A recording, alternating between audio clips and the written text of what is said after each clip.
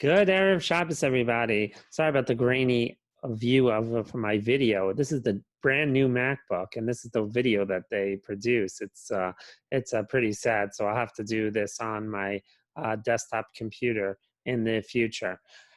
In this Over the last few weeks, we've lost two great Torah leaders. I'd like to talk about them a little bit this before for this drasha. But beforehand, we'll go to a little bit of the parsha. This week's parsha, Tetzei, has the most mitzvah, 74, of any other parsha in the whole entire Torah.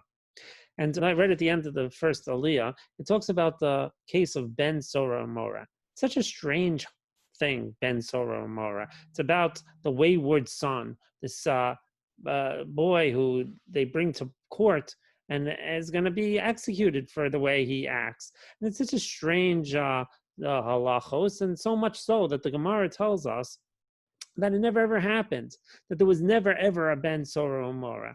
So the obvious question is so then why is it in the Torah? If it never happened, so then why does the Torah even bother to write about it? So Rav Yisrael Salanter says that it's important to have it in these things in the Torah that never ever happened, so we could get extra schar. This is what the Gemara says, that you should get extra schar, but we should know that there's certain things in the Torah that we're learning, even though it doesn't ever come for reality. It doesn't come to reality. But I think that there's another answer that we could say about Ben Sora or Mora. And the fact is that in the Torah, we have cases where things that doesn't necessarily relate to us right now, but there's many lessons that we can learn that could affect our lives in other ways, that we can learn in, like Ben Sora or Mora. We can learn about discussing about family issues and what to do about a wayward son, even though we would never ever do these particular things that are written, but still it's a way for us to jump in and discuss issues that relate to family and learning. And on this I would like to move to two of these people who have passed away over these two great Torah figures who passed away over the last few weeks.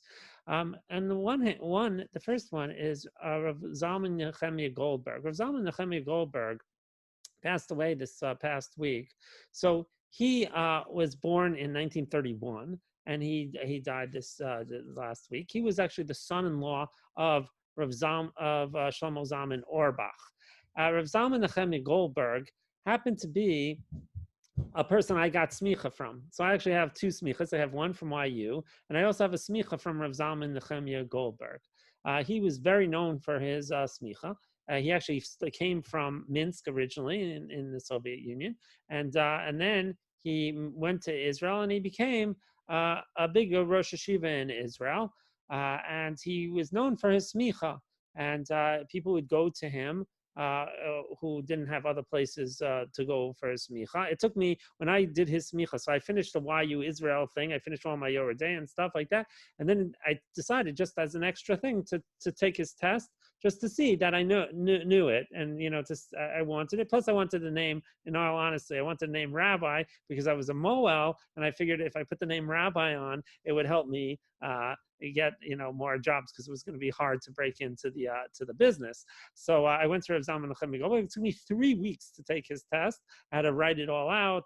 It took me 3 weeks, and then afterwards I helped other people, other rabbis now in Israel. So I helped to take the Rav Zalman Nehemiah Goldberg test, and so I met with him, and he was very, very nice. We talked for a while. He was very active in the he was very worried about marriages and the issues of giving a get. And so he and Rabbi Willig together came up with the RCA prenuptial. He was the one who really put it together, and with Rabbi Willig. And he himself was always a kind of one of the poskim that many of the rabbis went to ask their questions, to some of the harder questions that they went to Rabbi Zalman Nehemiah Goldberg. The other person who passed away this week was a couple of weeks ago was Dean Steinsaltz. Dean Steinsaltz is a fascinating individual.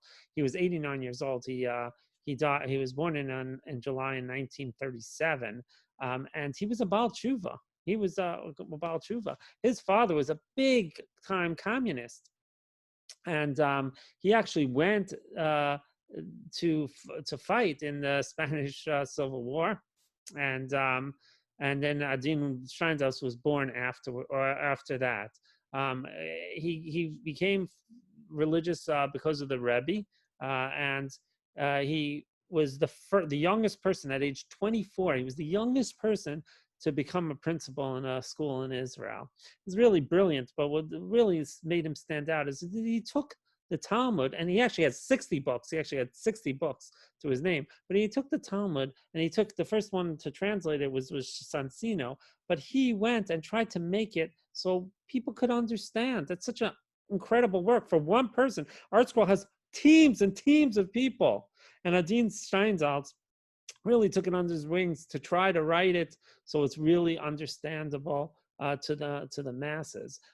His work was amazing work both in Hebrew. It started out in Hebrew, and then it went into English to really bring things down for the regular people to understand. And he went through Tanakh, and he went through the Gemara. He went through a lot of different things to try to make it understandable for everybody. And when it comes down, tie it all together now. When it comes down to the Ben Sora Mora, it's the reason why we have people who go away from Judaism. They don't see the beauties of Judaism. Maybe they went to yeshiva and they think that they know stuff, but they never saw the beauty of Judaism. And that's what we have to show our kids, the Torah knowledge. It's important to learn Gemara. It's important to learn all these things. We have to show the beauty, a real love of the Torah, real love of Yiddishkeit. And these two individuals really had a love of it, and they tried very hard to bring other people into that love of Torah. And on that note, I'd like to wish everybody a great Shabbos.